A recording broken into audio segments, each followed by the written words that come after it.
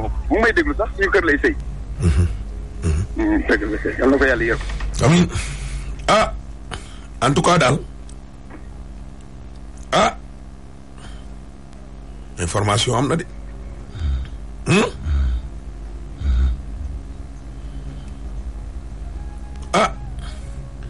yow foo nekk nii.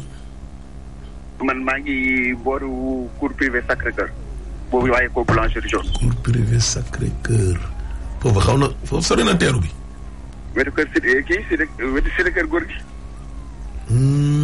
boo jógee blancherie jaune.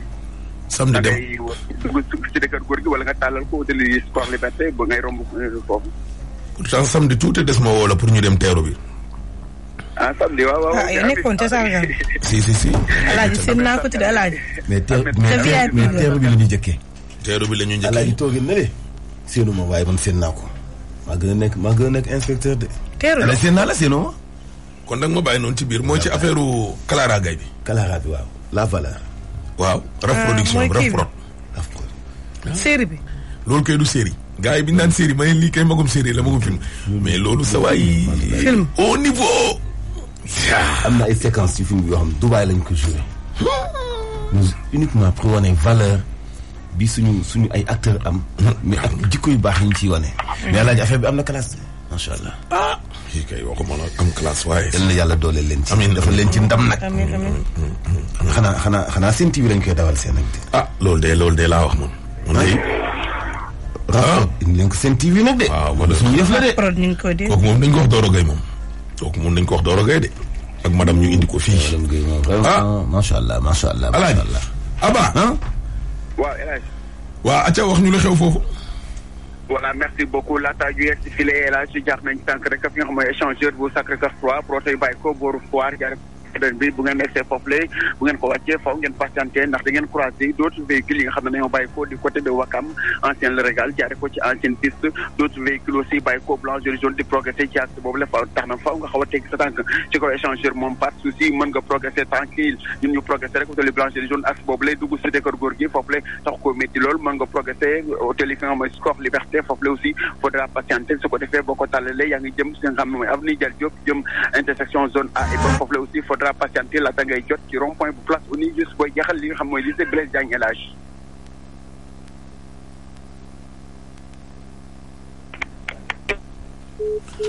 jaajëf waay aywa Simeer ñëwal.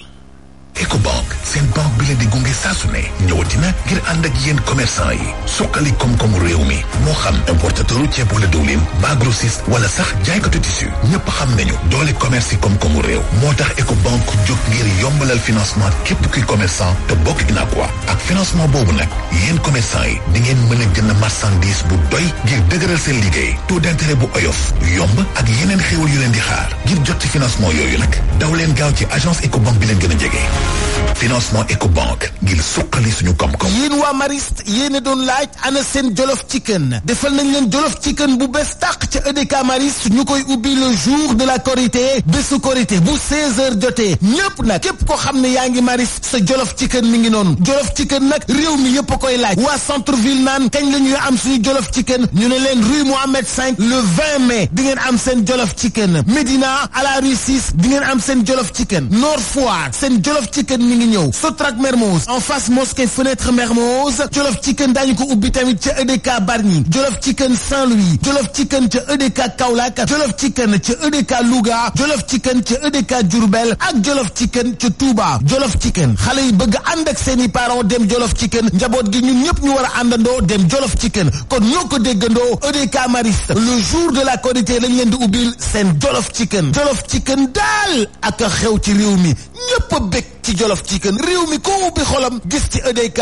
gis ci Jolof Chicken xale ya nag ñoo gën a kontaan mag ña mu yéen waaye Abdou loo yàkkamte nii sama jabar moo ma yónni maa ngi dem jëndi basangu Sosenap xamoo si dara sax man sama jabar collection bi yëpp la am man sax dama ciy fiir nag basangu Sosenap bokkul sax ak yeneen basang yi basangu Sosenap liggéey bi moo jaar yoon dañoo xarañ yow tamit 38 ans d'expérience lu ay jaaxaan basangu Sosenap couleur yi dafa rafet ànd ak motif yu tegu si temps teg si dimension bi nga bëgg da si yem net dara du débordé basang yi dañoo confortable maa la ko wax yéen professionnels yi si ngeen bokk commandé leen seeni basang personnalisé fépp si Afrique de l'Ouest ak Sosenap gaaw leen def ni Abdou jënd seen basangu Sosenap jamono day soppeeku de basang yi tamit du rek ay basang ay Sosenap la.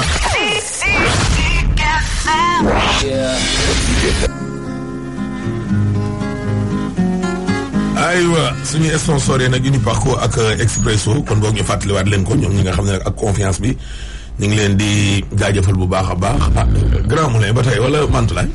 Grand Moulin de Dakar. Expresso. Uniparco. ñu yeggali aywa Sumer ñëwoon. waaw daal da ngeen teg lépp ci loxo yàlla. dañ teg lépp ci loxo yàlla ba ñu ci am lu ñu leer. mais yéen daal pour yéen kon maanaam ni ngeen expliqué nii mooy dégg naturel loolu à 100%. loolu moom déggoo li ma la wax ba bés pëncaa ba ñu teg li ñuy wax écran géant. ba lépp génn ci lañ koy mun a xam. mais yéen yor ngeen ay bagages. nañu ko mun a enquête. non xam nga enquête moom di nga laaj kii laaj kële waaye xëy na am na foo xam ne boo fa àggee. mooy li ma la wax rek tu es obligé nga taxaw. parce que da ngay xeex ak ñoo xam ne vous avez pas les mêmes moyens. waaw d'accord mais dafa am yoo xam ni dafa feeñ ci génn addunaam bi ak yoo xam ne tamit biñ koy waajal ak yooyu loolu tamit naqari leen ma jox la exemple. levée du corps bi. waaw hôpital ñëpp riir dem wutali fa. ñu ñëw fekk leen fa ne leen jël leen seen néew dem levée du corps amul. waaw ñoom dañ préparé woon levée du corps au dernier moment ñu ni non levée du corps du am parce que l'excuse bi ñu jox moo di affaire Covid bi mais pour man loolu c'est du cinéma.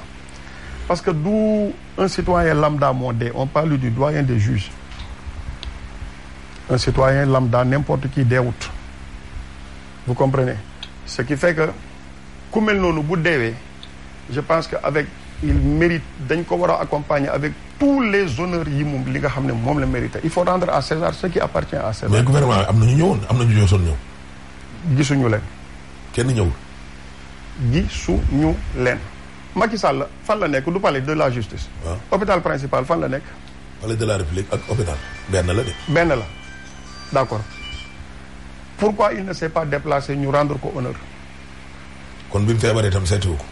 yëguma ko bi mu deewee it ñëwul daa jaale suñu. te loolu léegi ñëwagul. xam nga on vit dans un pays boo xam ne nii il faut dire les choses telles qu'elles sont ñun amuñu njiit on n'a pas des chefs d'État ici en Afrique. Afrique li ñu am fii waxuma Sénégal de mais je parle d'Afrique li ñu am ce sont pas des chefs d'État mais ce sont des bêtes d'État je pèse bien mes mots ce sont des bêtes d'État parce que je vais te vous dire un truc Macky Sall il s'est déplacé dem France assister di compatir métitu Macron ci kawu Charlie Hebdo bi ba manifester wu marche et tout ça là d'accord tu peux le faire ci ñoo xam ne nii la cause dafa jóg dem pour jàppale ñoo xam ni dañ doon xeex islam yow nga am un citoyen boo xam ne nii personnalité la woon ci réew mi nekk doyen des juges gaañu ñëwuloo nga présenter des excuses les condoléances à sa famille assisté wuloo ci levée de corps bi assisté wuloo ci enterrement bi peut-être que il a ses raisons. mais yónnee na ab délégation bu jógee ci gouvernement. mais quelle délégation ministre bi il est venu une semaine après. ministre de la justice bi du muy ñëw ci levée du corps bi boobu fekk na ambulance baa ngi génn. personne n'était là-bas pour defal sax la famille toppatoo leen kayit yi comme au niveau de l'ambulance dem au niveau de la gouvernance yooyu yëpp defuñu ko yooyu yëpp famille yi ñoo ko def suma benn jarbaan moo ko def. mais biñ demee Sokone autorité yi ñëwoon nañ mais ses collègues ñoom Bassirou Gueye ak yooyu surtout le procureur de la République. un autre lâche. déedéet waay. waaw. kan Bassirou Gueye. Bassirou Gueye mu ngi may dégg man li may wax ci télévision laay wax c'est un lâche da nga may demander le pourquoi. pourquoi. Samba Sall feebar na camarade de promotion wu Bassirou Gueye la pourquoi il n'est pas allé le rendre visite à l'hôpital xam nga excuse Covid c'est bien beau mais fi ñu bëggoon dem ñu ngi fay dem Macky Sall toogu fi devant le commun des mortels di organiser anniversaire am calculer woon nañ Covid bi Youssou Ndour defu fi concert créé wuñ fi làmb Covid bi c'est bien beau Bassirou Gueye n'est jamais parti le voir à l'hôpital Bassirou Gueye je vais te dire pire mu ngi may dégg bi ñu demee yóbbu néew bi à Sokone ci condition yoo xam ne nii benn escorte la ñu am benn gendarme moo leen escorté ba jam ñaajo ba jam ñaajo foofu la gendarme bi yem. ah bon ah oui. kon motard bi yeggul Sokone. motard bi jam ñaajo la yem. waaw ñu continuer. man juste rek benn entre parenthèse nekk naa fi dans le tourisme ci année 2000 yi jëlee nañ fi ay tubaab. ñu escorté ñu ñetti motard escorté ñu ba Saly. ñu ñibbi si waat aller retour. un doyen des juges gaañu ñu di koy yóbbu dans son village natal parce que c'était son souhait benn motard moo leen escorté ba jam ñaajo mu dëpp. il rebrousse chemin. Bassirou Gueye yegg na ba li tax ma ne la Bassirou Gueye c'est un lâche bu ko neexee nag en tant que procureur mun na ma accuser de n'importe quoi outrance à la magistrature patati patata je dis que c'est un lâche bu ma amoon un autre qualificatif dinaa ko wax sa camarade de promotion ngay procureur général de la République moom muy doyen des juges mu gaañu ñu dem ba dans son village natal à Sokone bi ñu yeggee paa yi ne dafa tàng ne ñu xaar ba tàkkusaan bi ñu doog ko denc parce que dëgg la mag ñi bu njëkk ba bu tàngee ba tàng heure boobu duñ ciy denc néew moom mu joxe excuse ne dafa am beneen dëj bu muy dem il a rebroussé chemin. kon fekkeewul enterrement bi. fekkeewu ko waaye xam nga lu tax lâcheté bi la ak xat-xat bi mu nekkoon. dafa gêné woon. ah mais bien sûr bët bu tuju ros ba pare ñaari lecture man laa ci gis moo di ne benn lâcheté bi la ñaareel bi Samba la meyam toll foo xam ne nii yàlla dimbale na ko ba xëy na un lâche bu mel ni moom du tim bàmmeelam. parce que. waaye nag na jàpp nag benn mbir li alxuraan wax rek al yawma tujza kullu nafsin bima kasabat li ci yàlla teg nag lu leer la wallahi lazim la zulma al yawma nee na bés boobu bakken bu nekk rek sa bés a ngi ñëw te bés boobu dul bés buy moy la zulma al yawma du bésu fen ndax yàlla du fen waaw moom li yóbbu doyen des juges du ko fi baax parce que l'excuse bi mu joxe xam nga dans la vie il faut savoir mentir boo gisee yàlla lépp lu mu aayee rek y a beaucoup plus de conséquences négatives que positives boo gisee yàlla di ñu aayee fen parce que fen dafay sax yëngal arrache Sëñ Tuubaa daan na wax ne toog di jàng bàyyi fen moo gën toog sax di jàng alxuraan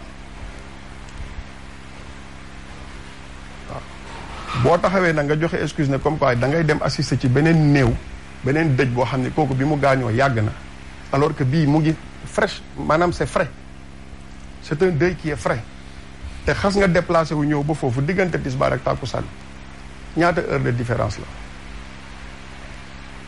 nga rebrousser chemin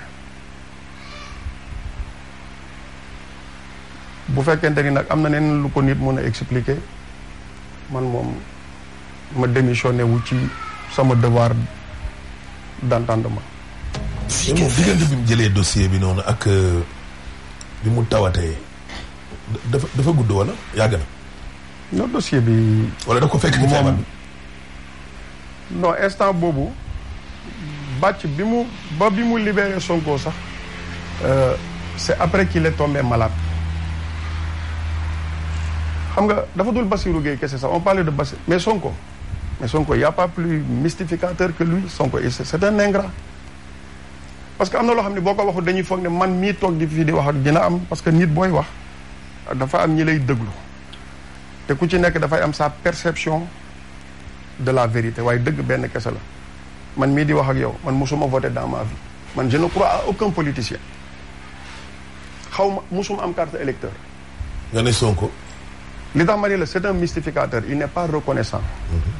mais Bàcc lui a rendu beaucoup de services Bàcc Sonko toog na ci bureau Bàcc man lii moom moo ma ko wax ci entretien ba Bàcc Sonko mu abal ko mu sajaada mu julli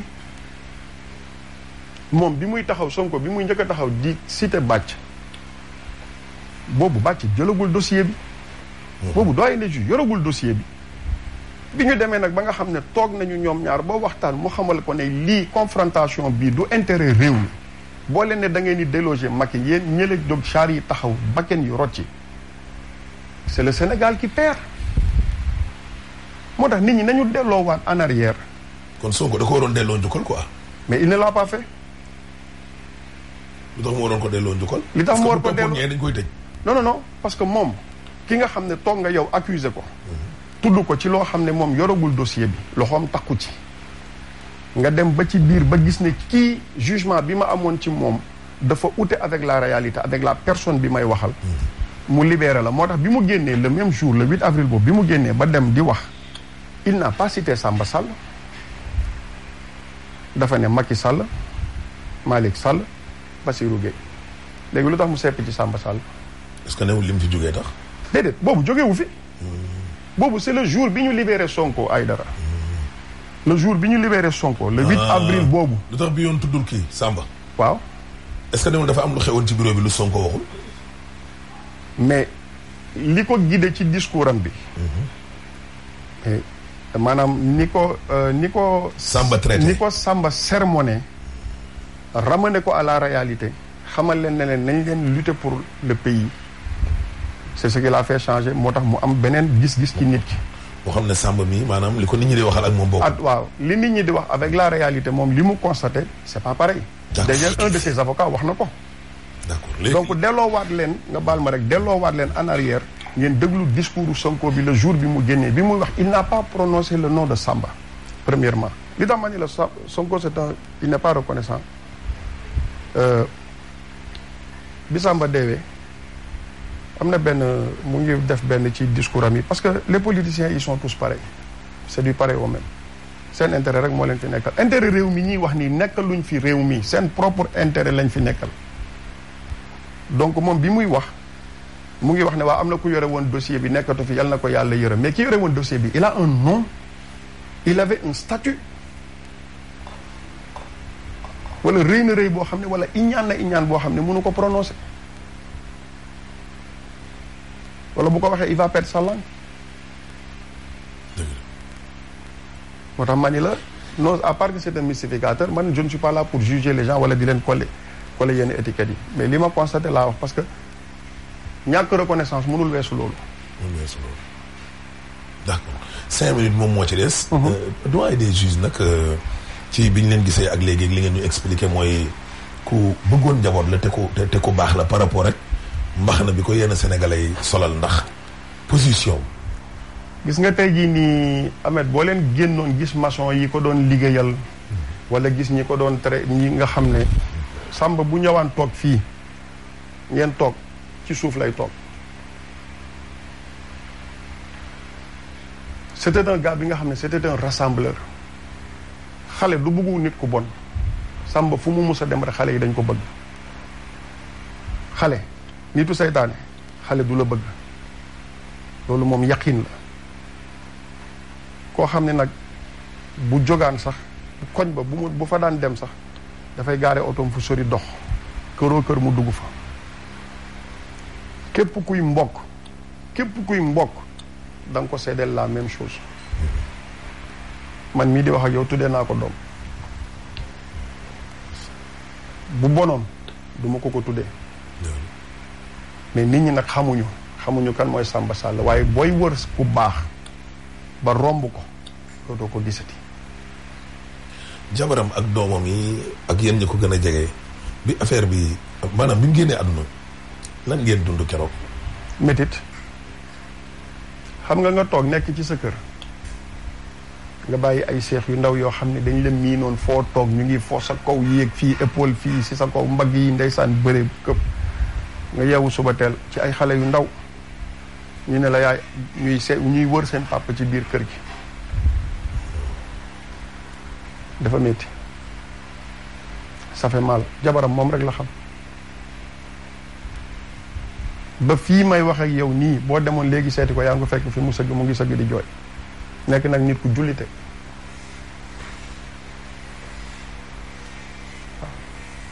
sa papa nag moom mi ko yar su ma papa nee nañ ay waajuram dañoo teel a moom dafa teel a njirim Samba Sall papa yar ko dafa teel a perte ay parents am mun naa wax sax ne daanaka xamul papaam donc suma maam moo ko yar ak suma papa ñu dugal ko école à Sokone Samba Sall il faut aller ngeen laaj ko xaritam yi nga xam ne ñoom la màggandoor ku mel ni ñoom Moustapha Dieng ñoom Moustapha Meng ñoom Mohamed ñooñu ñoo xam Samba Sall. kàddu gu mujj gi lan nga doon dénk Sénégalais rek. Sénégalais yi li ma leen di dënk nañu def attention. te xam ne bakken jóge ne fi ay bakken rot nañu te nañ bàyyi xel am na bakken yoo xam ne waruñu rot ci réew bu fa rotee rek problème dana am waaw nañu bàyyi xel xool bu baax fi ñuy teg seen tànk te nañu seet liy intérêt réew mi ki ñu yaakaar ne moo yore intérêt réew mi wala boog am nañ ci moom njortu gu rafet ñu jéem ko jiital. d'accord kon Sita Fagna merci beaucoup. jërëjëf jërëjëf.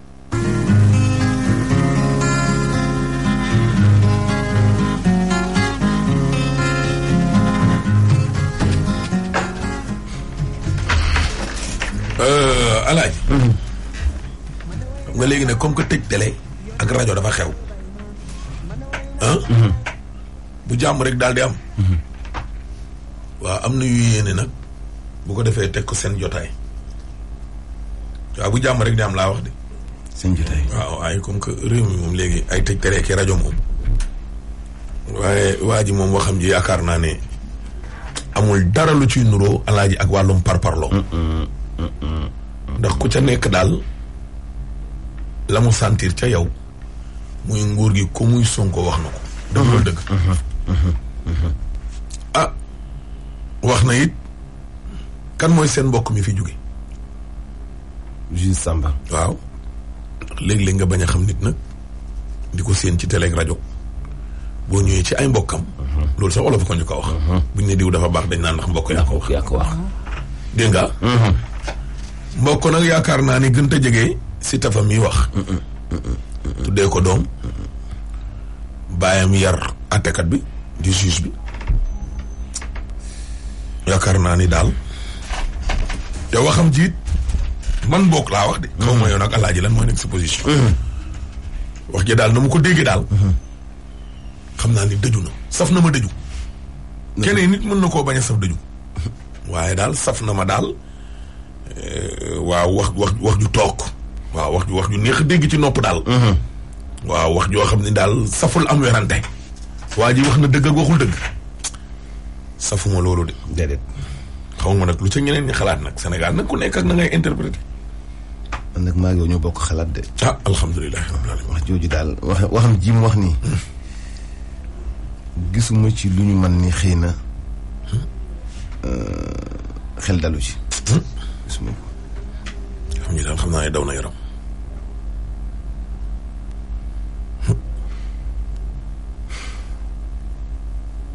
lu am solo. xam lu am solo. na yàlla doole sutura rek. amiin amiin amiin. ka jara ñaan. ah. ñun de xam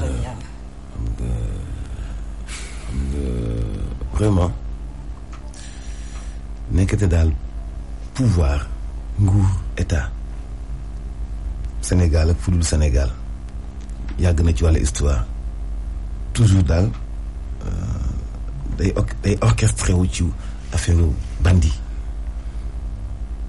affaire de bandi xam nga doyen de juge ki nga xam ni mooy dogal ci lépp loo xam ne yoon bu ñuy jël bu demee ba ni wax ay njabootam ñu nekk ay xaritam ci biir njabootam. famille boo gis am na ca ñoo xam ni ñoom ngay déyanteel sa lépp. ba ci boo xam ne bis bi ngay faatu. bu demee ba déyanteeg ñooñu ni moom wóolootul état bi kon ba kennam nekkatul ci wàllu kaaraange. ba wóolootul fi mu dëkk daw làqatu ji faneen. boo mu dee ñu taxañu ko ca l'hôpital ba levée du corps bu am solo amul ba cortège mën ko gunge ba fa ñu koy suul ah loolu day yee ñi nekk ci biir yi fii te foog ni ñoo fi nekk. allahu akbar. di dangee ga kaddi di watoo ko tus ngalu kaw lay nekkuñu fi yàlla doo nga fi nekk. ndax kenn ku mu doon ci ñoom ñooñee ëppoon juge Samba Sall pouvoir et nekkate Sénégal yi pouvoir virtuel la ñu doon gis nekkate ki jiite woon yoon bi yépp ci àtte bi nekkate amul woon pouvoir. billaay ndeysaan. nekkate dafa fragile fi mu nekkoon. wallaay ndeysaan. nekkate bu sañoon bàyyi. billaay. waaw nekkate bu yëgoon dellu ci daaraam uf njabootam. jàngat ñu ngi tey bàyyi ay jumeaux ñu nekk ay jirim. kon ku foog ni moo ci nekk. moo tax damay wax ni yéen ñi gëm seen réew gëm ni yéen a ngi ci dëgg bu leen xoqtalu kenn tax a tiit wala ngeen tax a dellu gannaaw. parce que moomuñu ko dañuy joué. billaahi te kenn dem dëkku fi. kenn dëkku fi te ba ngeen alaaj koo foog ni mën na nekk te mënul. xoolatee secret bi feeñ nekk te juge Samba Sall demoon na ba ci benn moment wóoluwul woon boppam. et xam nga lu tax. mu nekkoon position bi fragile o alaaj mooy parce que gàntu na lu mu waroon a nangu ngir am fu mu bokk. waaw kay bu nangu woon lépp am doole de. waaw te du tiit. bu nangu woon lépp du tiit. waaw du tiit te du tuxu. xëy na am na yàpp bu mu bañ a lekk. wala soow bu mu bañ a naan. wala jotaay bu mu bañ a toog. dëgg la. xëy na. yàlla dugg si toog. amiin. amiin. xëy na lii de alaaji. xëy na. lii de attekat lu mu doyul alaaji.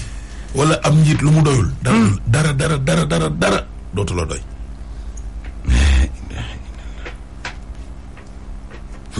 yawma laa yanfa'u maalun wala banuun illaa man ataa Allaaha bi qalbin saliim. lay sadaqallaahu al-aziim mos ku foog ni day pouvoir bi nga am fi moom nga am ba faaw nax nga sa bopp. wallaahi ku ko foog nax nga sa bopp.